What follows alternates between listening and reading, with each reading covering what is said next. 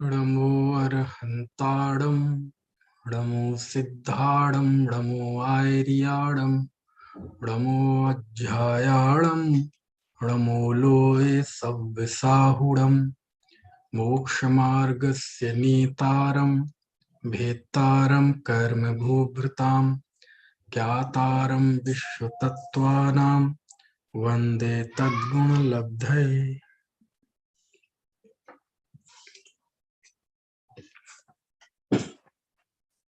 तत्वार्थ सूत्र 9वां अध्याय चल रहा है।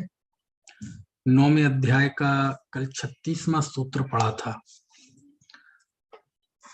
6 प्रकार के अंतरंग तपों में अंतिम तप ध्यान, उस ध्यान पर बात चल रही है, यानी तप की बात चल रही है। और मूलतः प्रकरण संवर और निर्जरा का है। 36वें सूत्र में आचार्य ने धर्म ध्यान के 4 भेद बताए: आज्ञा विचय, अपाय विचय, विपाक विचय और संस्थान विचय। और ये चारों धर्म ध्यान है। इसमें वस्तु के स्वरूप का भी ध्यान होता है, रत्नत्रय धर्म का भी ध्यान होता है, 10 धर्मों का ध्यान होता है, समता भाव भी होता है। यानी धर्म की जो जो भी परिभाषाएं, जो जो भी लक्षण शास्त्रों में कहे हैं, उन सब का ध्यान होता है। और ये जो चारों प्रकार के धर्म ध्यान है, आज्ञा विचय, भगवान की आज्ञा का विचार करना, ध्यान करना है ना। अपाय विचय, मिथ्या दर्शन आदि से जीव कैसे दूर हो, कैसे नाश करे, उसका विचार करना। विपाक विचय, कर्म का फल, उसका विचार करना, बस उस पर ध्यान केंद्रित होना, ज्ञान केंद्रित होना। और विचय संस्थान विचय, लोक का, लोक के आकार का, उसके स्वरूप का विचार करना। तो ये जो चारों प्रकार का धर्म ध्यान है, इसमें वो बातें बार बार दोहराता हूं ताकि हमारे मन में सारी चीजें स्पष्टता के साथ आए। वो क्या है कि ये चूंकि संवर और निर्जरा का प्रकरण है, ठीक है, और संवर और निर्जरा का प्रकरण है, तो ये अब कहने जैसी बात नहीं है कि ये सम्यक दृष्टि के ही होते हैं, है ना, मिथ्या दृष्टि के नहीं होते। क्योंकि सम्यक शब्द वो जो गुप्ती के साथ लगा था, वो यहाँ सारे सूत्रों में लगेगा, है ना। सारे सूत्रों में मतलब आर्त ध्यान, रौद्र ध्यान वाले में तो नहीं, है ना। क्यों? क्योंकि सम्यक शब्द किसकी निवृत्ति करता है? 2 तरह के प्रयोजन है, एक दृष्ट प्रयोजन और एक अदृष्ट प्रयोजन। दृष्ट प्रयोजन में क्या आता है? संसारिकता। और अदृष्ट प्रयोजन में मोक्ष। तो ये सारे जो आयोजन है ध्यान का, व्रत, समिति, गुप्ती आदि, ये अदृष्ट प्रयोजन के लिए है, दृष्ट प्रयोजन के लिए नहीं है। और यदि वो दृष्ट प्रयोजन के लिए होते हैं, सांसारिक सुखों के लिए, प्रतिष्ठा के लिए, पदों की प्राप्ति के लिए, लोकेशना के लिए, तो वो सम्यक नहीं है, बल्कि वो मिथ्या है, ठीक है। और यहाँ जो ध्यान है, ये भी दृष्ट प्रयोजन के लिए नहीं है, अदृष्ट प्रयोजन के लिए है ना। चूंकि ध्यान शब्द जो है वो इतना लोक में फेमस है, मेडिटेशन के नाम पे दुनिया में बहुत चलता है, लेकिन उन सारे ध्यानों का प्रयोजन कोई अदृष्ट प्रयोजन नहीं है। उन्हें जो हम ध्यान कहते हैं, वो केवल नाम निक्षेप जानना चाहिए, हकीकत में वो ध्यान नहीं है, है ना। ये जहां ध्यान की बात चल रही है, सम्यक ध्यान की बात है। और ये ध्यान सम्यक दर्शन ज्ञान सहित ही होता है, ठीक है ना। और मोक्ष के अर्थ होता है ना। संबंध निर्जरा इससे होती है, इसलिए दृष्ट प्रयोजन के उद्देश्य से ये ध्यान नहीं होता। कोई ध्यान करे लेकिन अब उसका उद्देश्य क्या है? शरीर का स्वास्थ्य, है ना, इंद्रियों की तीक्ष्णता, है ना, मन में जरा शांति हो, शुगर ठीक रहे, ब्लड प्रेशर ठीक रहे, तो वो ध्यान नहीं है। तो कहते तो है लोक में ध्यान, हाँ नाम निक्षेप कह लो, क्योंकि नाम निक्षेप में जरूरी नहीं है कि जो नाम रखा जा रहा है उसके अंदर वो गुण भी हो। समझ में आया ना? अब किसी का नाम कमल है, तो कमल का तो अर्थ जानते ही आप, लोटस, लेकिन वो तो इंसान है, फिर उसे कमल क्यों कहते हैं? बोले नाम निक्षेप है, ये काम चलाने के लिए नाम दिए जाते हैं, इसमें गुण जाति धर्म की समानता नहीं देखी जाती। यहाँ तो अल्पज्ञ का नाम भी सर्वज्ञ होता है, रागी द्वेषी का नाम भी जिनेंद्र होता है। समझ में आया ना? मनुष्यों के नाम भी फूल पर होते हैं, कमल, चंपा, चमेली, लिली, है ना, ऐसे। तो कहने का आशय यह है कि ये नाम निक्षेप से कह लो, लेकिन यहाँ नाम निक्षेप की बात नहीं है, यहाँ तो हकीकत है, वास्तविकता है ना? तो ये चारों तो सम्यक दर्शन सहित ही होते हैं। एक दूसरी बात, ये देखो, आर्त ध्यान और रौद्र ध्यान ये तो संसार के कारण है, अप्रशस्त है, हेय है, छोड़ने लायक है। अब बचे दो ध्यान, धर्म ध्यान और शुक्ल ध्यान। शुक्ल ध्यान इस काल में होता नहीं है। इस जो दुष्मा काल चल रहा है, इस दुष्मा काल में, इस काल में पैदा हुआ जीव, उसको ये शुक्ल ध्यान होता नहीं। और आर्त ध्यान रौद्र ध्यान हेय है, धर्म ध्यान शुक्ल ध्यान उपादेय है, लेकिन शुक्ल ध्यान इस काल में होता नहीं है। अब बचा केवल एक धर्म ध्यान, यानी धर्म ध्यान हमारा पुरुषार्थ की शुरुआत और पुरुषार्थ की इतिश्री इस काल में धर्म ध्यान में ही है। धर्म ध्यान में ही धर्म की शुरुआत है, और इस काल में जितना उत्कृष्ट धर्म धारण हो सकता है उसकी सीमा भी धर्म ध्यान तक ही है। धर्म ध्यान से बात शुरू, धर्म ध्यान पर ही बात पूरी। लेकिन ये धर्म ध्यान में कितनी चीजें हैं, जो आजकल ध्यान की बड़ी बात चलती है, लेकिन वो ध्यान की बात करते हुए कोई ये जानता है कि सम्यक दर्शन ज्ञान के बिना ध्यान नहीं होता? क्योंकि ध्यान, धर्म ध्यान चौथे से सातवें तक होता है, मिथ्या दृष्टि जीव के ध्यान ही नहीं होता। और कितने ही जीव हैं, उसे देवशास्त्र गुरु का विचार नहीं, कुछ नहीं पता, और सीधे ध्यान पे उतारू हो जाता है, ध्यान केंद्रित करो, ध्यान केंद्रित करो, है ना, नाक पे, नाभि पे, श्वास पे, इस पे, उस पे। तो शास्त्रों में भी तो लिखा है ये सब ध्यान। अरे वो किस भूमिका वाले वो उस जीव के लिखा है जो सम्यक दृष्टि है, धर्मात्मा है ना, शास्त्रज्ञ है ना, है जिसके जीवन में दया है, व्रत है, ऐसे जीवों के लिए लिखा है। अब सम्यक का ठिकाना नहीं, ज्ञान का ठिकाना नहीं, है ना।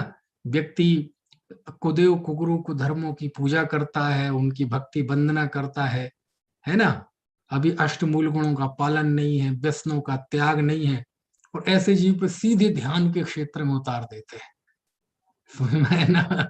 तो नहीं होगा उसे ध्यान, है ना, संभव नहीं है।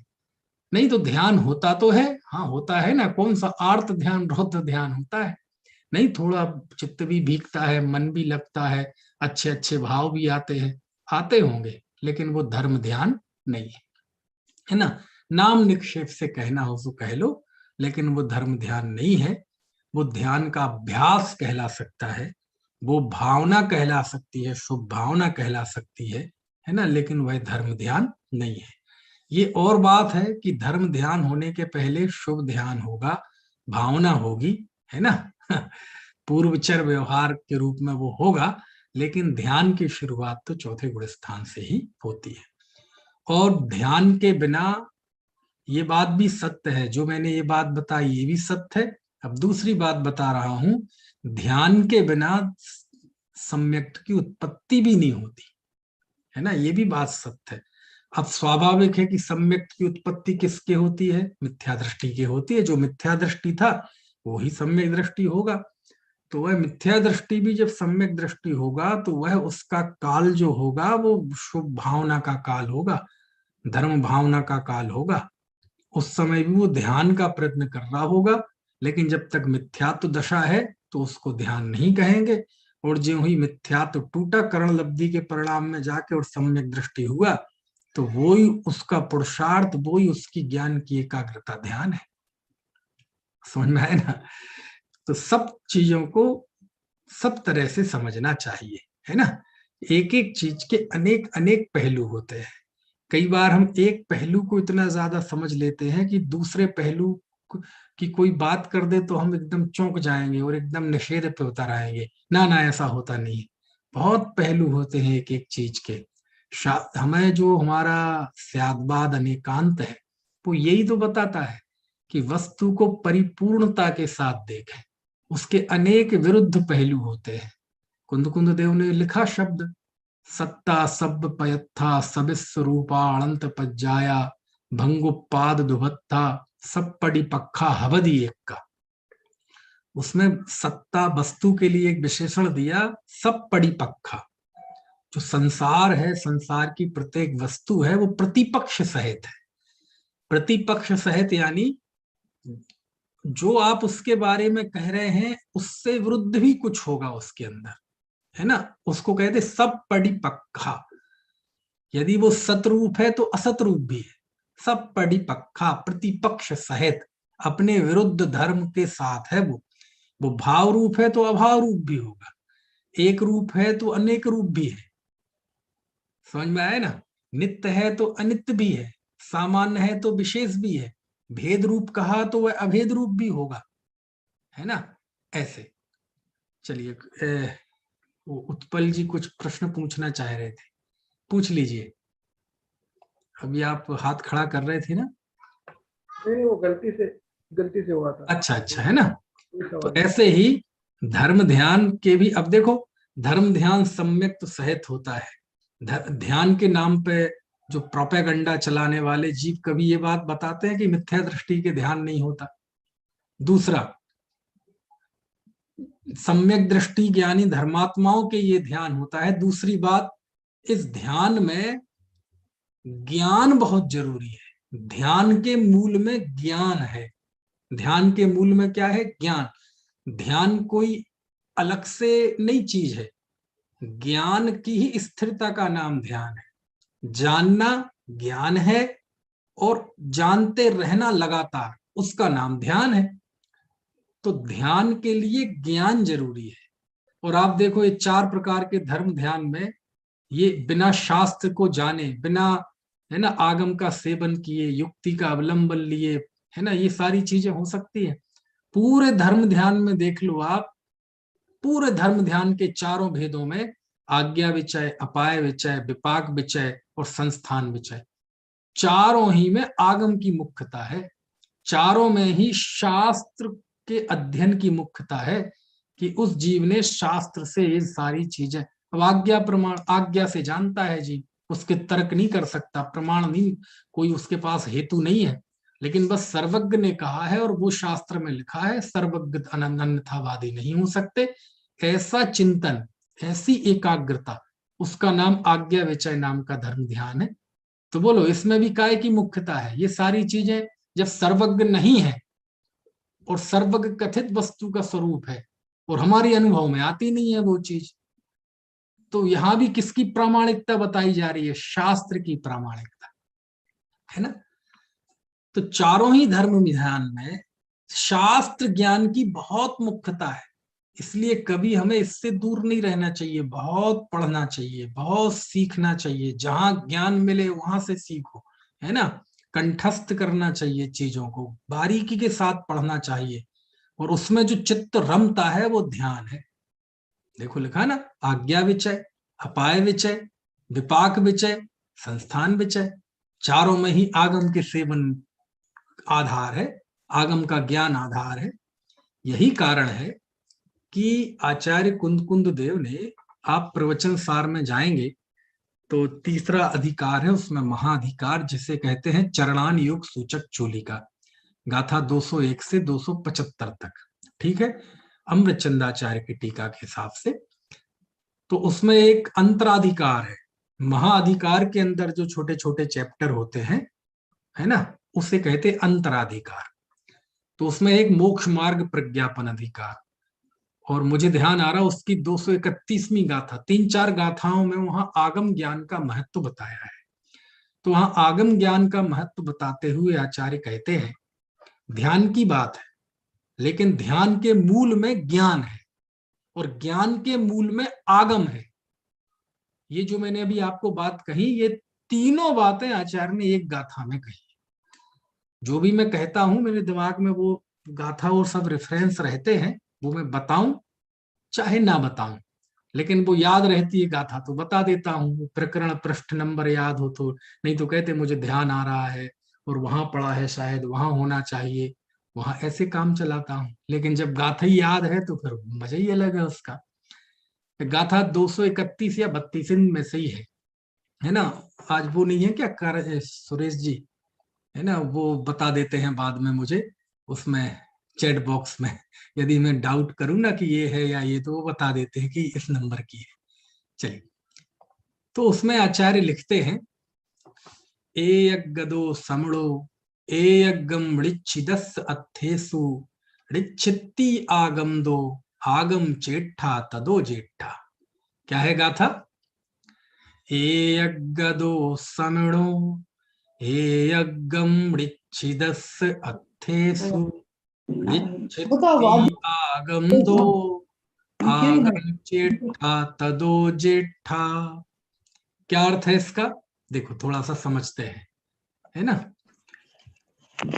आचार्य कुंद देव की गाथाएं इतनी सरल होती हैं, इतनी सरल होती हैं, और वो मतलब उनका खास इस बात पे ध्यान है कि गाथा में काठिन्य नहीं होना, बात बहुत गंभीर कहो लेकिन बहुत सरल अंदाज में, बहुत सीधे सादगीपूर्ण तरीके से। देखो वो क्या लिखते हैं, ए यज्ञदो समणो। समणो मतलब वहां मुनि का प्रकरण चल रहा है, यहाँ भी मुनि की मुख्यता से ही सारा वर्णन है। भले ही ये धर्म ध्यान चौथे पांचवें छठवें सातवें गुण स्थान तक होता है, 4 गुण स्थानों में, लेकिन जो यहाँ प्रकरण चल रहा है संबर निर्जरा का, और ये वो प्रकरण है जिसमें समितिवान है जीव, गुप्ती वाला है, धर्म वाला है, अनुप्रेक्षा है, जो परिचय जय को सहन करता है, परिचय जयी होता है, ऐसे जीव के ध्यान की बात है। तो स्वाभाविक है यहाँ इस ध्यान में मुनि की मुख्यता है। और जब मुनि की मुख्यता के जोर से जब ये कहा जाए कि वस्त्रधारी के, असंयमी के, इनके ध्यान नहीं होता, गृहस्थ के ध्यान नहीं होता, तो उन कथनों की विवक्षा भी यही समझनी चाहिए। कौन सी? कि जो ध्यान गुप्ती, समिति, धर्म, अनुप्रेक्षा, परिचय जय सहित जो ध्यान होता है ना, ऐसा ध्यान उनके नहीं होता गृहस्थ के, है ना। क्योंकि ये तो बड़ा गजब का ध्यान है ना। और मुक्ति के मार्ग में जो जीव चलेगा, गृहस्थ दशा आए चाहे ना आए, मुनि दशा आना अनिवार्य है। समझ में आए ना। दूसरा, चौथे पांचवें गुण स्थान जन्य ध्यान हो चाहे ना हो, लेकिन मुक्ति के मार्ग में, है ना, ये छठे सातवें गुण स्थान जन्य ध्यान अवश्य होगा। क्योंकि सातवें गुण स्थान में अप्रमत्त दशा में भी धर्म ध्यान है। कोई ऐसा तो है नहीं कि पहले से सीधे 12वें में चला जाएगा तो इसी क्रम में तो धर्म ध्यान तो बीच में पड़ेगा। और वो कौन सा धर्म ध्यान होगा? वो मुनि भूमिका का धर्म ध्यान है, अनिवार्य है। उसके बिना शुक्ल ध्यान और उसके बिना अष्ट कर्मों का नाश और अन्य चतुष्ट ये सब नहीं होगा, इसलिए उसकी मुख्यता है। तो इस बात को बिल्कुल गांठ बांध लो, बिल्कुल गांठ बांध लो। क्या गांठ बांध लो? धर्म के क्षेत्र में, संबंध निर्जरा मोक्ष के प्रकरण में, मुक्ति मार्ग के प्रकरण में मुनि की मुख्यता है, गृहस्थ की मुख्यता नहीं है। ये बात गांठ बांध लेनी चाहिए। समझ में आए ना। शास्त्र में प्रथम उपदेश भी मुनि बनने का है। और अमृतचंद स्वामी तो यहां तक लिखते हैं पुरुषार्थ सिद्धि उपाय ग्रंथ में, कि जो जीव महाव्रतों को छोड़कर अणुव्रतों का उपदेश देता है, गृहस्थ धर्म का उपदेश देता है, वो क्या है? वो सही नहीं है। नहीं नहीं ऐसा नहीं, वो गलत है। नहीं नहीं ऐसा नहीं लिखा, तो नहीं, निंदनीय है, ऐसा भी नहीं लिखा। मालूम क्या लिखा जयंत भाई? वो दंड का पात्र है। काय का पात्र है? उसे दंड मिलना चाहिए। समझ में है? उसको सजा मिलनी चाहिए। अब देखो ऐसी चीजों में समाज, राष्ट्र, कानून तो कोई सजा नहीं देता, लेकिन जो धर्म का कानून है वो सजा देता है ना। मतलब कर्म बंधन होता है ना।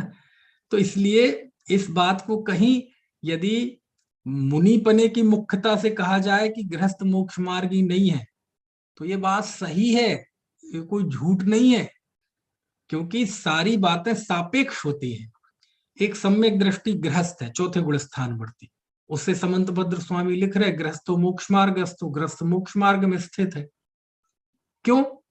क्योंकि वो जिससे तुलना कर रहे हैं वो मिथ्या दृष्टि है। समझ में है ना? अब गृहस्थ सम्यक दृष्टि है अभिरति, वो मोक्ष मार्गी है कि नहीं? बोले पहले ये बताओ तुम किसके बगल में बैठा के बात कर रहे? बोले बगल में मुनि है तो ये मोक्ष मार्गी नहीं है, होगा ये मोक्ष मार्गी, अभी तो व्यवहार से मोक्ष मार्गी है ना?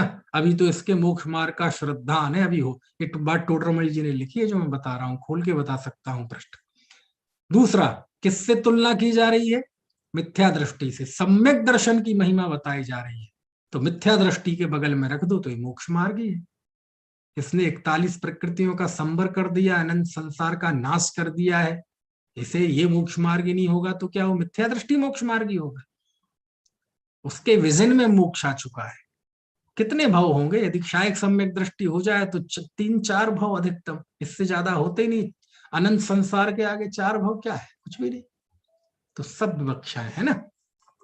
तो ये कब बता रहा था मैं? फिर से वही गाथा समझानी थी मुझे, तो क्योंकि बिल्कुल जो मैं कह रहा हूं उसका सीधा संबंध है इस सूत्र से। यज्ञदो समणो, श्रवण एकाग्र होते हैं। ठीक है, क्या अर्थ हुआ पहले पद का?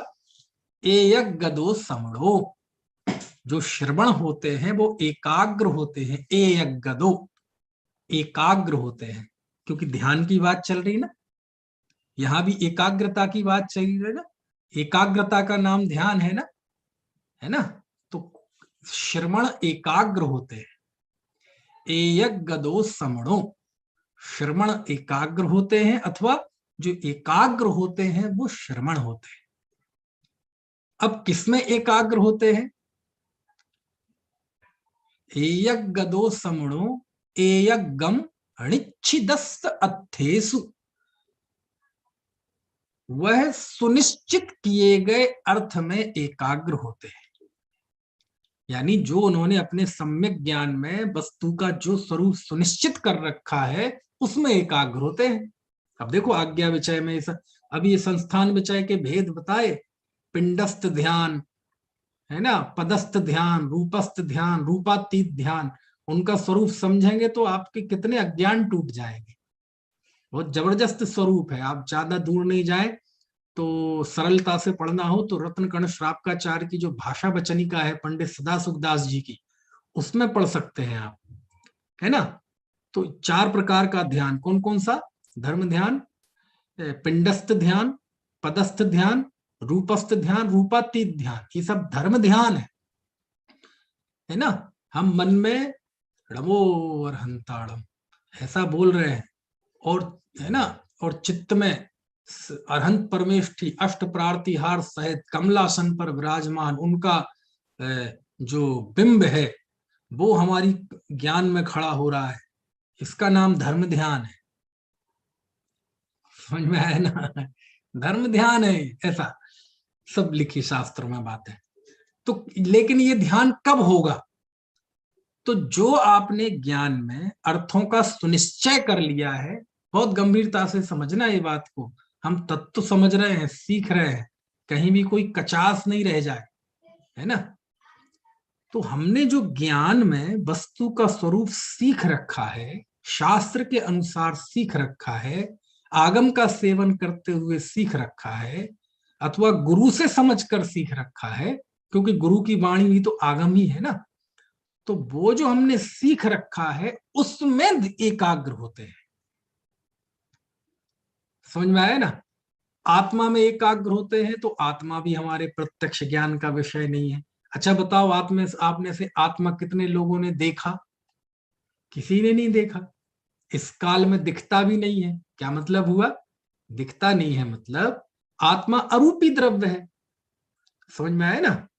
और ऐसा वह अरूपी आत्मा प्रत्यक्ष रूप से, कर्म सहित आत्मा तो अवधि ज्ञानी मन है प्रज्ञानी जान लेते हैं, लेकिन जो शुद्धने का विषयभूत शुद्धात्मा है, अरूपी आत्मा है, वह आत्मा श्रुत ज्ञान का विषय है ही नहीं। उसको प्रत्यक्ष कौन जानता है? केवल ज्ञानी जानते हैं। तो केवल ज्ञान होने के पहले कोई आत्मा को देख ही नहीं सकता। समझ में आया ना? तो अब स्वाभाविक है, केवल ज्ञानी ने देखा है, आपने देखा नहीं है, तो आपको कहां देखने मिलेगा? आपको उस आत्मा का स्वरूप शास्त्र में देखना पड़ेगा। समझ में आया ना? तो आपको आत्मा के स्वरूप का निर्धारण शास्त्र से होगा। अच्छा, आत्मा में अनंत गुण है, अनंत धर्म है, अनंत शक्तियां हैं, अखंड प्रदेशों का पुंज है, प्रसिद्ध ज्ञान आदि गुणों का धारी है। ये बात कहां से पता चली आपको? कहां से पता चली आपको? जन्म से सीख कर आए थे? आगम से जानी। समझ में आया ना? आगम से ने जो आपने जो आत्मा का स्वरूप निर्धारित किया, उसमें आप एकाग्र होते हैं। तो अभी आगम छोड़ दो, अभी केवल इतना बता रहा हूं कि जो आपने मन में सुनिश्चित किया अर्थ, अपने ज्ञान में जिस अर्थ को सुनिश्चित किया, उसमें एकाग्र होते हैं। तो क्या लिखा? एयग गदो समड़ो एयगम मृच्छिदस् अत्थेसु। श्रवण एकाग्र होते हैं और वो सुनिश्चित किए गए अर्थ में एकाग्र होते हैं। फिर ऋच्छित्ती आगम दो, वाह, पदार्थों का सुनिश्चय आगम से होता है। देखो लिंक मैंने बताया ना, आचार्य कुंद देव इतनी सादगी पूर्ण तरीके से अपनी बात रखते हैं, लेकिन सादगी में कितनी गंभीरता होती है, कितनी गंभीरता होती है। देखो 4 पद हैं, 4 पदों में कितनी कितनी बड़ी बड़ी बातें आचार्य ने कितनी सादगी से कह दी। जैसे बिल्कुल कोई व्यक्ति बैठा रहता है ना, बिल्कुल सादगी से बोलता जाता है, ऐसी मानो कुंद बिल्कुल सादगी से, बिल्कुल शांत चित्त बैठे हैं और बस ऐसे ही कह रहे। देखो श्रवण एकाग्र होते हैं किसमें? जो उन्होंने अपने ज्ञान के द्वारा पदार्थों को सुनिश्चित किया, निर्णय किया, उसमें एकाग्र होते हैं। अच्छा, पदार्थों का सुनिश्चय कैसे होता है? आगम से होता है। तो आचार्य देव क्या करें? इसलिए आगम चेष्टा तदो जेठा, आगम की चेष्टा श्रेष्ठ चेष्टा है।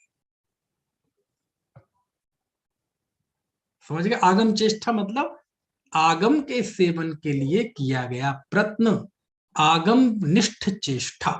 यानी हमारी जितनी भी चेष्टाएं हों, आगम के पे केंद्रित हों, आगम के लिए हों, आगम के आधार से हो। समझ में आए ना?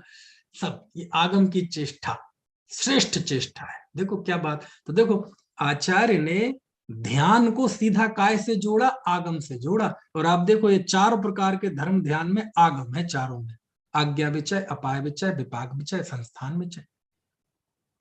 समझ में आए ना? तो कोई भी जिस भी वस्तु का ध्यान करते हैं आप, जरूरी नहीं है वही आत्मा का ध्यान कर रहा है, कर्मों के फल का ध्यान कर रहा है, दोनों विपाक विचय। तो विपाक विचय कहां सीख के आया? कहां से सीख के आया? आगम से सीखा, और उसमें ध्यान केंद्रित है, उसमें ज्ञान केंद्रित है। अपाय विचय, मिथ्या दर्शन ज्ञान चारित्र का कैसे नाश हो, कैसे जीव सम्यक की प्राप्ति करे। मिथ्या दर्शन ज्ञान चारित्र संसार के कारण है, सम्यक मुक्ति के कारण है। मिथ्यात्व के कारण जीव 4 गति 84 लाख योनि में भ्रमण कर रहा है। ये सारा जो चिंतन विकसित हुआ उस जीव के, वो आगम से जाना है। आज्ञा काय से जानी है? आगम से जानी है। लोक का स्वरूप संस्थान विचय काय से जाना? आगम से जाना है। आगम से सुनिश्चित किए गए अर्थ में श्रवण जन एकाग्र होते हैं, है ना? तो गाथा का अर्थ आपको समझ में आ गया। एयज्ञदो समणो, श्रवण एकाग्र होते हैं। एयज्ञम ऋच्छिदस्सत्थेषु, सुनिश्चित किए गए अर्थ में एकाग्र होते हैं। और ऋच्छित्ति आगम दो, और पदार्थों का सुनिश्चय आगम के द्वारा होता है।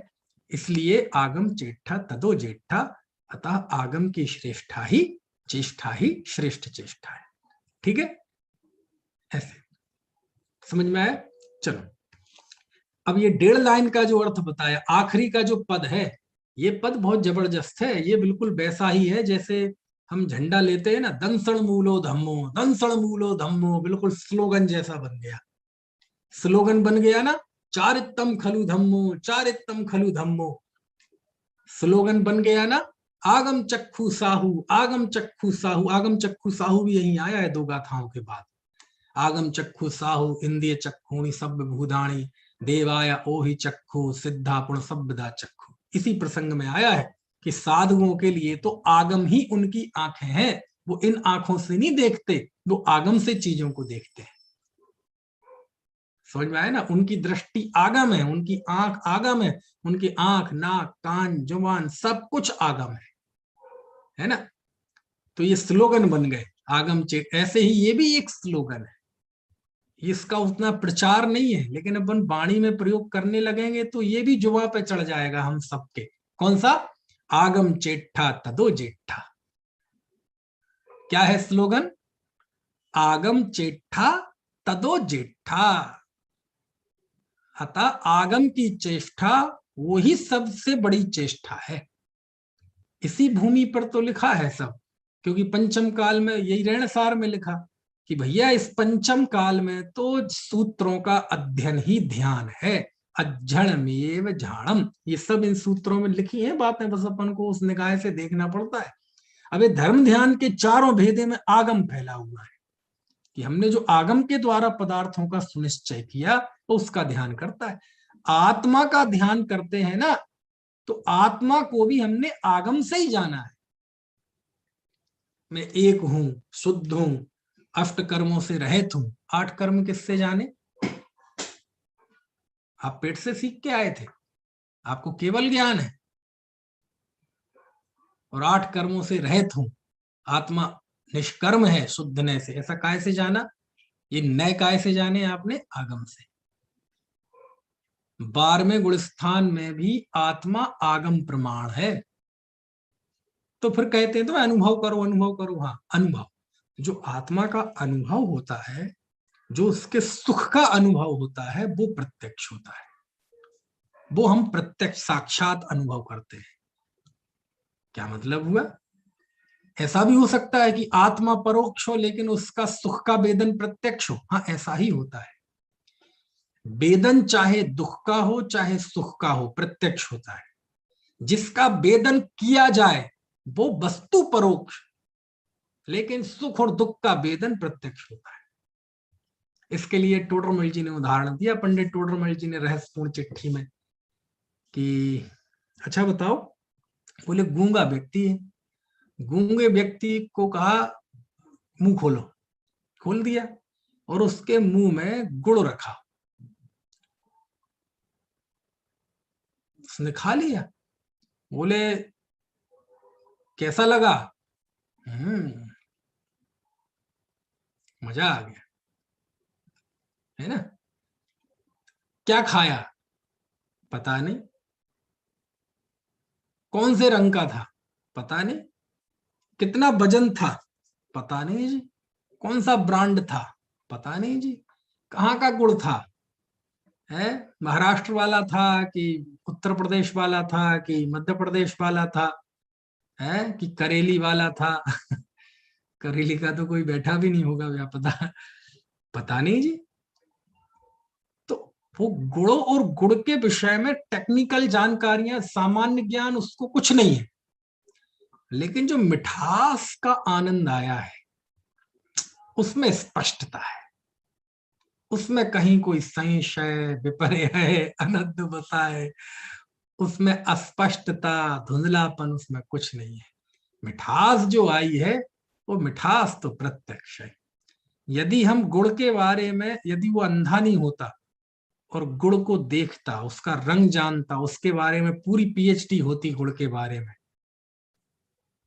और उसके बाद खाता, तो भी उसमें जो मिठास थी वो मिठास अब भी है, जबकि वो गुड़ का नाम भी नहीं जानता। समझ में आया ना। तो उसको गुड़ तो है परोक्ष, लेकिन गुड़ की जो मिठास का आनंद है वो है प्रत्यक्ष। बस यहीं पर है आगम अध्यात्म कि ध्यानस्थ मुनि के आत्मा तो परोक्ष है, क्योंकि आत्मा अरूपी द्रव्य है, और उसका प्रत्यक्ष तो केवल ज्ञान होने पर होता है। समझ में आया ना? तो उसका हम तो परोक्ष रूप से जानते हैं, लेकिन आत्मा के अनुभव में जो आनंद आया है, सुखानुभूति हुई है, वो प्रत्यक्ष है। बस उसी के लिए सारा पुरुषार्थ है। आत्मा तो अब भी परोक्ष ही जानते हैं, सम्यक दृष्टि होने के बाद भी परोक्ष ही रहेगा, मुनि बनने के बाद भी परोक्ष ही रहेगा। अरे शुक्ल ध्यान ही होगा, प्रथम 2 शुक्ल ध्यान में भी आत्मा परोक्ष ही रहेगा। 12वें गुण स्थान में जीव वीतरागी हो जाएगा तो भी परोक्ष ही रहेगा। तो फिर कवायत काय के लिए? उसके सुख के अनुभव के लिए, उसकी सुखानुभूति, सुख लूटने के लिए, उसमें से सुख खींचने के लिए। खींचने के लिए मतलब उसमें रमने की, खींचना कोई ऐसा अलग से बाहर नहीं निकालना है ना? इसलिए उन्होंने लिखा, जे त्रिभुवन में जीव अनंत, सुख चाहे दुख तय भयवंत। जीव सुख चाहता है। अच्छा, आपको सुख चाहिए कि आत्मा चाहिए?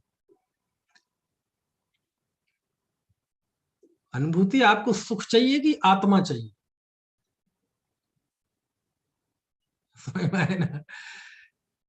मुझे सुख चाहिए।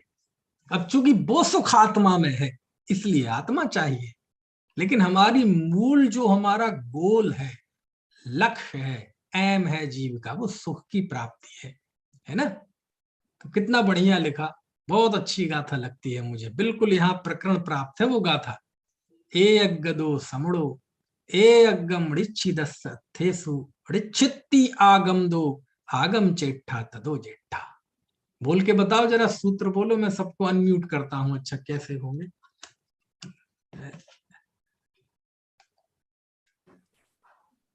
कौन से ग्रंथ से? ये प्रवचन सार में है। कर लो अपने आप को सब लोग अनम्यूट, एक बार सब लोग अनम्यूट कर लो और बोलो जरा, आगम चेट्ठा तदो जेठा।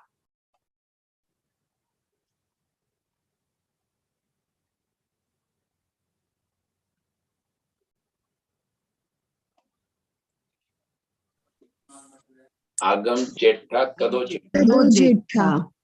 आगम चेट्ठा तदो जेठा। तदो जेठा। आगम जेठा तदो जेठा। बहुत बढ़िया, बहुत बढ़िया। अब आगम चूंकि जेठा तदो जेठा। धूम है, किसी की आवाज आगे पीछे आती है, वो कोई बात नहीं है ना। एक बार फिर से सब मिलके बोलो, आगम चेट्ठा तदो जेठा। आगम तदो जेठा। है ना? बहुत बढ़िया।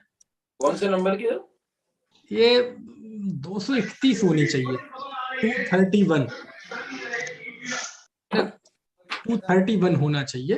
कई बार गाथा याद रह जाती, उसके नंबर याद नहीं रह पाते, है ना? चलो ठीक है। तो ये सारी बात मैंने क्यों बताई कि सम्यक दर्शन, आगम का अध्ययन, ध्यान, इन तीनों का बड़ा घनिष्ठ संबंध है। एक के बिना दूसरे की चर्चा नहीं हो सकती। जब धर्म ध्यान की बात चलती है तो उसमें सम्यक दर्शन तो मूल है धर्म का, और उसके साथ सबसे ऊपर है आगम का ज्ञान। इसलिए कभी इसकी उपेक्षा मत करो। हाँ, शास्त्र ज्ञान में अटकना, उससे अपने आप को बड़ा मानने लगना, है ना, उससे ही इतिश्री मान लेना, उसका निषेध है। और उसका तो कुंद कुंद देव आगे स्वयं निषेध करते हैं। खूब आगम ज्ञान की महिमा बताई, है ना। कहते जो श्रवण आगम से हीन है, वो स्वपर को नहीं जानते, और जो स्वपर को नहीं जानते उनके कोई सिद्धि नहीं होगी। और फिर आगे लिखा कि ऐसा आगम का ज्ञान हो लेकिन सम्यक से विरहित हो, तो ऐसा आगम ज्ञान कोई का काम का नहीं है। और फिर कहा सम्यक दृष्टि हो लेकिन संयम से विरहित हो, संयम नहीं हो तो अकेला सम्यक भी मोक्ष नहीं दे सकता। कितना बैलेंस है कुंद कुंद देव की वाणी में। ये वहीं की गाथाओं के अर्थ बता रहा हूं मैं, वही चरणानुग सूचक चूलिका के, है ना। आचार्य ना यहाँ जाने देते ना वहां जाने देते हैं, बिल्कुल सही जगह पे आपको ले जाना चाहते हैं। हर चीज का महिमा बताते हैं, लेकिन वो उनको मन में डर है ना, ये पंचम काल के जीव हैं, छल ग्रहण करने में सब पीएचडी हैं, तो वो फिर बीच में पंच भी मार देते तुरंत, ताकि बैलेंस में आ जाए चीजें, है ना। ठीक है, तो ये हो गया। कौन सा? धर्म ध्यान। ठीक है, तो ये धर्म ध्यान का ध्याता कौन है? कौन है ध्याने वाला जीव? सम्यक दृष्टि धर्मात्मा ध्याता है। और यहाँ इस प्रकरण में मुनि ध्याता है, जो सम्यक दृष्टि है ना, आगम के ज्ञाता है, व्रतों के पालन करने वाले हैं, गुप्तिवान है, समितिवान है, 10 धर्म युक्त हैं, अनुप्रेक्षाओं का चिंतन करते हैं, परिचय जयी हैं, है ना, चारित्र में दृढ़ है, ऐसे जीव धर्म ध्यान के ध्याता है। और धर्म ध्यान के ध्यान करने के लिए वो क्या करते हैं?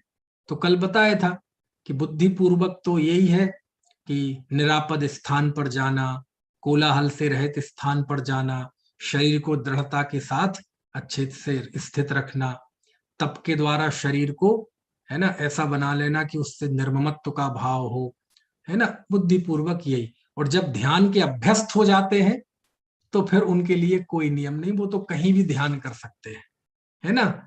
उनके तो ऐसी भी स्थिति हो सकती है कि आप कोई प्रश्न पूछ रहे हो और वो जवाब दे रहा है और उस बीच में वो ध्यान कर ले, उसके बीच में वो आत्मा में चले जाए।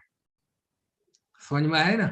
है तो वो जो अभ्यास बहुत हो जाता है तो वो अलग ही चीज होती है ना। ऐसे ध्यान का आलंबन क्या है? ध्यान का आलंबन ये है, मुख्य रूप से तो अध्यात्म विवक्षा में जीव अपने आत्मा पर उपयोग केंद्रित करने का ही प्रयत्न करता है ना। और बिना प्रयत्न के ही कई बार ऐसे स्थान पर केंद्रित हो जाता है, वो भी ध्यान है। बताए ना, आगम पढ़ रहे हैं और चिंतन कर रहे हैं, कर्म के फल का विचार कर रहे हैं, हो गया विभाग विचय धर्म ध्यान। 3 लोक का विचार कर रहे हैं, उसमें केंद्रित हो गया ध्यान। अन्य जगह से चिंताएं रुक गई, हो गया संस्थान विचय नाम का धर्म ध्यान, है ना।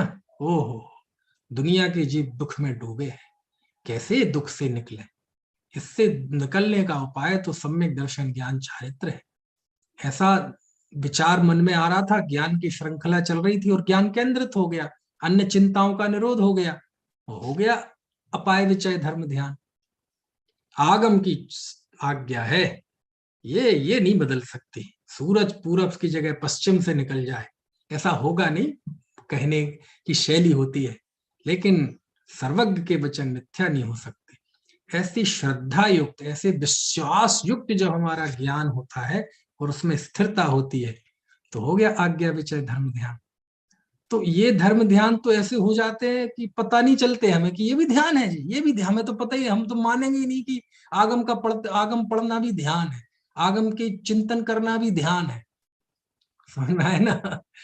शास्त्र में लिखा भगवती आराधना में कि कोई जीव जब समाधि में स्थित है, समाधि के लिए जो स्थित है, उस जीव को वहां क्षपक कहा है।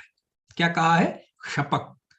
तो वो कहते हैं कि इस श्रुत सागर में से चुना हुआ, श्रुत रूपी समुद्र में से चुने हुए किसी एक श्लोक, एक गाथा, एक सूत्र, एक पद का ध्यान करते करते जीव की समाधि हो जाती है। समझ में आया ना? है एक सूत्र का गहन चिंतन चल रहा है। उपयोग लक्षण, चेतना उपयोग, यही जीव की पहचान है, शेष जीव की पहचान नहीं है। कोई रूप रस, ये जीव की पहचान नहीं है। समझ में आए ना? तो ऐसा चिंतन करते करते उपयोग की ऐसी एकाग्रता हुई, है ना, अन्य चिंताओं का निरोध हो गया। और चूंकि चारित्रवंत है तो उपयोग की विशुद्धि उसके साथ लगी हुई है, उस ज्ञान के साथ, वो ध्यान है। और ऐसे ध्यान में जीव का शरीर छूट जाए तो फिर वो सब फल लिखे हैं शास्त्र में, है ना। इसलिए बहुत गंभीरता से चीजों को लेना चाहिए। ठीक है, चलो, यही कारण है। एक और मुझे रेफरेंस याद आ गया, बहुत अच्छा, बहुत अच्छा। मूलाचार की टीका है। किसकी? मूलाचार की टीका है आचार्य वसुनंदी स्वामी की। आचार वृत्ति उस टीका का नाम है। इस टीका की शुरुआत की बात है, उसमें सल्लेखना का प्रसंग चल रहा है, समाधि का प्रसंग चल रहा है, आचार्य समाधि का स्वरूप बता रहे हैं। वहीं पे वो गाथा आई है, खमामी सभ्य जीवाणम सभ्य जीवा खमंतु में, जो हम क्षमा वाणी के दिन खूब बोलते हैं, खूब सुनते हैं, व्हाट्सएप पे फॉरवर्ड कॉपी पेस्ट, है ना, कार्डों पे छपाते हैं, तो वो गाथा वहां की है जहां का मैं रेफरेंस दे रहा हूं अब आपको। तो वहां सल्लेखना का प्रकरण चल रहा है। तो सल्लेखना पूर्वक जो मरण होता है उसे क्या बोलते हैं हम? सल्लेखना मरण, अथवा समाधि मरण, अथवा संन्यास मरण, यही नाम है ना अच्छे अच्छे। चलो, वहां बसुनंदी आचार्य एक और नाम देते हैं उस स्थिति के लिए। किस स्थिति के लिए? हाँ, समाधि मरण, सल्लेखना मरण, संन्यास मरण। जब मैंने वो पढ़ा था तो इतना आनंद आया पढ़ के। मैंने कहा देखो, सर्वज्ञ के वचनों को पढ़ना, पढ़कर मन में उसकी चिंतन करना, सोचना, आचार्य के अंदर कितनी महिमा है उसकी। देखो ना, उसको ध्यान कह रहे हैं, इससे बड़ी महिमा क्या हो सकती है? केवल ज्ञान के पहले क्या है हमारे पास? यही तो है करने के लिए। तो वहां लिखते हैं किस किसके लिए? संन्यास मरण, समाधि मरण, सल्लेखना मरण, जो अनेक अनेक नाम आए हैं। तो उस समाधि मरण के लिए आचार्य एक नाम और देते हैं, मालूम कौन सा? क्या नाम देते हैं? स्वाध्याय मरण। क्या कहा है उसे? स्वाध्याय मरण। समाधि मरणम स्वाध्याय मरणम, वाह। यानी समाधि मरण, उसी का दूसरा नाम बताया उन्होंने, स्वाध्याय मरण। देखो, इसमें आपको दिख रहा है नहीं, ये जो सारी चीजें मैं बता रहा हूं इस सूत्र में दिख रही है आपको कि नहीं? आज्ञा विचय, अपाय विचय, निपाक विचय, संस्थान विचय। तो ये आगम ही तो फैला है इस धर्म ध्यान में। आगम के अलावा और है क्या? जिस आत्मा का हम ध्यान कर रहे हैं वो भी आगम प्रमाण है। हाँ, आगम प्रमाण उस आत्मा का जो अनुभव है, वो वेदन है, वो प्रत्यक्ष होता है ना? वो स्वसंवेदन प्रत्यक्ष होता है, उसमें कहीं कोई गुंजाइश नहीं है। यही कारण है, देखो कितनी बढ़िया। आपने समय सार का थोड़ा टेस्ट लिया होगा। आचार्य जब समय सार में मंगलाचरण करते हैं तो वो लिखते हैं कि मैं श्रुत केवली द्वारा कथित समय पाहुड़ बताऊंगा, कहूंगा। और फिर 5वीं गाथा में कहते हैं, मैं आत्मा के निज वैभव से तुम्हें उस एकत्व भक्त को दिखाऊंगा। तो आचार्य आप केवली श्रुत केवली कथित कहेंगे कि स्वानुभूति से प्रमाणित, निज वैभव से प्रमाणित किया हुआ आत्मा कहेंगे? अब तो शुरू भी हुआ समय सार और यहाँ विरोधाभास आ गया, ट्विस्ट पैदा हो गया। आप क्लियर कर लो, क्योंकि आगे रिश्ता बहुत लंबा चलने वाला है। तो अभी बता दो आप, श्रुत केवली कथित यानी श्रुत में केवली कथित, अथवा श्रुत में और केवली कथित समय पाहुड़ कहोगे कि निज वैभव से यानी स्वानुभव के द्वारा प्रस्तुत समय पाहुड़ कहोगे? बता दो जरा। कहते दोनों ही बातें सही है। चूंकि जो आत्मा का स्वरूप वो बताना चाह रहे हैं, वो आत्मा का प्रत्यक्ष ज्ञान तो केवली के है, और वो ही श्रुत केवली की परंपरा से हमारे तक आया है, और वो ही प्रमाणिकता चलती है जिन धर्म में सर्वज्ञ की प्रमाणिकता चलती है। तो उस प्रामाणिकता के लिए तो बताया कि मैं केवली श्रुत केवली कथित समय पाहुड़ को कहूंगा। समझ में आया ना? लेकिन हमारे लिए तो वह आत्मा परोक्ष है, लेकिन उसका मैंने स्वानुभव के द्वारा प्रत्यक्ष किया है, उसका सुख मैंने अनुभव किया है। उसके आधार पर कहते हैं कि मैं निज वैभव से कहूंगा। समझ में आया? एक जगह कौन किसकी प्रामाणिकता है? सर्वज्ञता की प्रामाणिकता, और दूसरी जगह स्वानुभव की प्रामाणिकता। क्योंकि स्वानुभव में आत्मा होता है प्रत्यक्ष, वेदन, सुख का प्रत्यक्ष, है ना? आत्मा, अब उसको अभेद कर लो तो आत्मा को भी कह देंगे। और सिद्धांतता आत्मा कैसा है? परोक्ष है श्रुत ज्ञानी के लिए। ठीक है? ऐसे चलो, किसी को कोई प्रश्न पूछना हो तो पूछ लीजिए, समय हो गया। एक ये प्रश्न अनुभूति ने भेजा है, शिवभूति मुमिराज, मेरे समझ से मुनिराज लिख रही होगी, मुमिराज लिख गया। तो ड़मोकार मंत्र भी नहीं जानते थे, तो धर्म ध्यान कैसे कर पाते होंगे? करते थे। आप हमारी तरह ऐसे सूत्र उत्रों का ऐसा ज्ञान नहीं था उनको कि याद रहे, लेकिन सब चीजों का भाव भाषण तो था ही। हमारी माताओं बहनों को, पुराने दादा दादी को अनपढ़ रहते थे, अशिक्षित रहते थे, लेकिन अज्ञानी थोड़ी रहते थे। भाषा का, लिखने पढ़ने का ज्ञान नहीं रहता था, लेकिन अबोध थोड़ी रहते थे। अनुभव तो सब चीजों का होता था। समझ में आया ना? तो वो होता था उनके। अरे मन में अरहंत परमेष्ठी का चिंतन कर रहे, धर्म ध्यान है। समोषण का चिंतन कर रहे, ये धर्म ध्यान है। आत्मा के स्वरूप का चिंतन कर रहे, ये धर्म ध्यान है। ओम णमोकार मंत्र पढ़ रहे, नमो अरहंताड़म, ध्यान है। ओम, ये ध्यान है, रूप, ये पदस्थ ध्यान है। एक पद का ध्यान, 2 अक्षर वाले पद का ध्यान करना, ह्रीम ध्यान है। नमो अरहंताड़म है ना, ये षटक्षरात्मक ध्यान है। नमो सिद्धाणम, ये 5 अक्षर, असियाउसा ध्यान है ना। चलिए, जय जैनेन्द्र पंडित जी साहब, निदान शल्य एंड निदान ध्यान में क्या फर्क है ना। चलो, निदान शल्य और निदान ध्यान, ठीक है। निदान शल्य और निदान ध्यान चलो कल बताऊंगा, है ना। दोनों में बारीक फर्क हो सकता है, क्योंकि यहाँ तो ध्यान है और यहाँ उपयोग की एकाग्रता की बात है। चूंकि ये पीछे निकल गया विषय, आपका आर्त ध्यान में आना था, हो सकता है उस समय भी पूछा हो आपने, मेरा ध्यान ना गया हो। तो निदान ध्यान में परलोक में निदान संबंधी, ठीक है ना, कि मुझे ये प्राप्त हो जाए, ये प्राप्त हो जाए, इस तरह में उपयोग का लगना, वो तो निदान ध्यान है ना। और निदान शल्य भी इसी के नजदीक है। इतना जरूर है कि निदान जो ध्यान कहा है, आर्त ध्यान, वो ध्यान 5वें गुण स्थान तक होता है, आर्त ध्यान 6वें तक होता है, लेकिन निदान नाम का आर्त ध्यान 6वें गुण स्थान में नहीं होता, 4थे और 5वें में हो सकता है। और निदान शल्य कहां तक होती है, किस गुण स्थान तक की, वो मैं देख के बताऊंगा, है ना। चलो, और कोई प्रश्न हो किसी का। मैं ये निवेदन कर रहा था कि हाँ, बताइए। आपने ये कहा कि ग्रस्त अवस्था बिगर भी मुनिपना हो सकता है, हाँ हाँ, वहां मतलब क्या ग्रस्त तात्पर्य? दशा मतलब 4था 5वां गुण स्थान, है ना। कोई ऐसा जीव भी हो सकता है जो पहले गुण स्थान से सीधे 7वें में चला गया, उसको 4था 5वां आया ही नहीं, तो ग्रस्त अवस्था ही नहीं। आया ही नहीं। और नीचे गिरा, 6वें में आया, ऊपर चढ़ा, सीधे क्षपक श्रेणी चढ़ गया, केवल ज्ञानी हो गया, मोक्ष में चला गया, ग्रस्त दशा आई नहीं, है ना।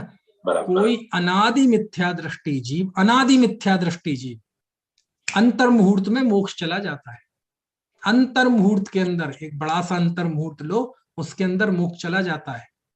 अब स्वाभाविक है ऐसा जीव पहले से मुनि होगा, है ना, मतलब द्रव्यलिंगी होगा, लेकिन बाहर से द्रव्यलिंगी होगा। ऐसा अनादि मिथ्या दृष्टि जीव स्वाभाविक है, वो बाहर में पहले ही सब तैयारी द्रव्यलिंगी होगी उसका। ऐसा जीव पहले से सीधे 7वें गुण स्थान में अप्रमत्त अवस्था प्राप्त कर लेता है, अंतर मुहूर्त में मोक्ष चला जाता है। तो गृहस्थ दशा आती नहीं उसके तो द्रव्य रूप से भी नहीं आई और भाव रूप से भी नहीं आई, लेकिन मुनि दशा अनिवार्य, धर्म ध्यान, मुनि दशा का धर्म ध्यान वो अनिवार्य है। मुक्ति के मार्ग में वो पड़ाव पड़ेगा ही। धर्म ध्यान पूर्वक ही शुक्ल ध्यान होता है, सीधा शुक्ल ध्यान नहीं होता, है ना। अच्छा, दूसरा ये निवेदन कर रहा था कि ये चारों प्रकार के धर्म ध्यान में कहीं से सुनने में आया था कि चारों अनियोग घटित होते हैं, प्रथमानियोग, द्रव्यानियोग, कर्णानियोग, पर मेरे बैठ नहीं रहे। संस्थान विषय में कर्णानियोग ले लिया, अपाय विषय के अंदर द्रव्यानियोग ले लिया, आज्ञा विषय में चरणानियोग ले लिया, पर प्रथमानियोग बैठा नहीं इसमें। नहीं, ठीक है, कहाँ सही है, कोई सुनने में आया था बता कहीं से? अब चलो ना भी आया हो सुनने में, लेकिन सही है, मुख्यता की बात है जी। हार्ड, इस तरह के कथन कोई सैद्धांतिक कथन नहीं होते, मुख्यता की बात होती है। चूंकि कर्णान युग में आते हैं 3 लोक का वर्णन करने वाले शास्त्र, ठीक है ना। तो वो संस्थान विषय में 3 लोक वगैरह का कथन होता है, तो वो संस्थान विषय में आते हैं। कर्म का फल वगैरह ये मुख्य रूप से ये भी वैसे तो कर्णान योग का है, लेकिन प्रथमान योग में फल वगैरह दिखाए जाते हैं कि कर्म के उदय का कैसा फल होता है, और वो संस्कार की विचित्रता दिखाई जाती है। तो वो बाकी दोनों घट जाएंगे, तो प्रथमान योग की मुख्यता है ना। जी। चरणान योग में बोले अब आज्ञा विषय, हाँ, बोले एक पानी की बूंद में और उसमें आलू में अनंत जीव है जी, अंडर, आवास, पुलवी क्या है, कि भैया शास्त्र में कहे आज्ञा प्रमाण, तो आज्ञा विचय मुख्यता। और उपाय विचय में द्रव्यानुयोग की मुख्यता है, क्योंकि उसमें मोक्ष मार्ग का चिंतन करते हैं कि कैसे जीव मिथ्यात्व आदि से छूटे, तो उसमें द्रव्यानुयोग का की मुख्यता है। तो पर अच्छा, अभी इसमें कोई विभाग चर्चा कर दिया आपने, हो गया। मुख्यता की बात है। वैसे तो जो बंटवारा करते हैं अनुयोगों का, तो आप देखेंगे प्रथमानुयोग के शास्त्रों का यदि आपने अध्ययन किया हो, तो प्रथमानुयोग के ग्रंथों में तो चारों ही अनुयोग आ जाते हैं। इसलिए चार अनुयोग ग्रंथों का बंटवारा नहीं है, दरअसल ये चार अनुयोग चार शैलियों का बंटवारा है, चार पद्धतियों का बंटवारा है। अनुयोग ग्रंथों का बंटवारा नहीं है। बहुत मुश्किल है ग्रंथों को बांटना, क्योंकि कैसे हो सकता है एक ही शास्त्र में चार लाइनें लिखी हो और चारों चार अनुयोग की लाइन हो, एक पेज पे चार अनुयोग हो सकते हैं, है ना। तो मोटा मोटा हम कर देते हैं कि गोमट सार आदि वो ये, और तिलोई पंडित ये कर्णानुयोग का है, रत्नकर्ण श्राप का आचार ये चरणानुयोग का है, मूलाचार चरणानुयोग का है, हरिवंश पुराण आदि प्रथमानुयोग के मोटा मोटा बंटवारा है। लेकिन ये चार शैलियों का बंटवारा है। टोडरमल जी ने क्या दी अनुयोग की परिभाषा, जरा बताओ आप, क्या दी परिभाषा? शास्त्रों में कथन करने की पद्धति का नाम अनुयोग है। ऐसा कहाँ लिखा कि शास्त्र चार प्रकार के होते हैं ना? 8वें अधिकार। हाँ, पद्धति का नाम अनुयोग है। और वो पद्धति तो एक पृष्ठ में 4 बार बदल जाए, एक ही पृष्ठ में, है ना। एकदम समझ लो जीव की परिणति का कथन आने लगे तो अध्यात्म की, एकदम उसका बाहर से मूल्यांकन करने लगे तो चरणानुयोग, कर्म की बात करने लगे तो सिद्धांत, और ऐसा जीव कौन से स्वर्ग तक चला जाए ऐसा वो सब कर्णानुयोग में आ जाएगा। तो है ना, आप पुराणों में जाएंगे ना, पुराणों में आपको 4 अनुयोग मिलेंगे, ज्यादा दूर नहीं, आप महापुराण आदि पुराण खोल के देख लें। आदि पुराण की शुरुआत में बहुत लंबे समय तक का विषय कर्णानुयोग का है, पूरा काल परिवर्तन का, अवसर्पणी उत्सर्पणी और 14 कुलकर, वो सारा बताया है। और काल परिवर्तन जो विषय है कर्णानुयोग का है, तो कर्णानुयोग का भी उसमें इतिहास भी है। चरणानुयोग का खूब वर्णन है ना। जब भगवान ऋषभ देव आहार लेते हैं तो, और जब वो सोम राजा वो सारी, तो आहार की विधि वगैरह कैसे आहार देते हैं वो सब बताया है। बीच में 6 द्रव्य 7 तत्व की बातें भी आएंगी, कर्म सिद्धांत की बातें भी आएंगी, अरे ज्योतिष की बातें सब आती हैं, ज्योतिष तक की बातें आएंगी। हरिवंश पुराण में जाओ, एक जगह 3-4 पृष्ठों में ज्योतिष की बातें हैं, पूरी शरीर के लक्षणों की बातें हैं, यदि आपके माथे पे इतनी सलबटें बनती हैं तो इसका क्या फल है, 2 बनती हैं तो क्या फल है, आपके शरीर के रोम से एक बाल निकले तो उसका क्या फल है, 2 निकले तो क्या फल है, सब है शास्त्रों में, बहुत है ना। इसलिए वो पद्धति का 4 पद्धतियां हैं, शास्त्र के बंटवारे नहीं है। लेकिन जिस शास्त्र में जिस पद्धति की मुख्यता हो, हम उसे उस अनुयोग की मुख्यता का शास्त्र कहते हैं। ठीक है, और कोई प्रश्न हो तो बताइए।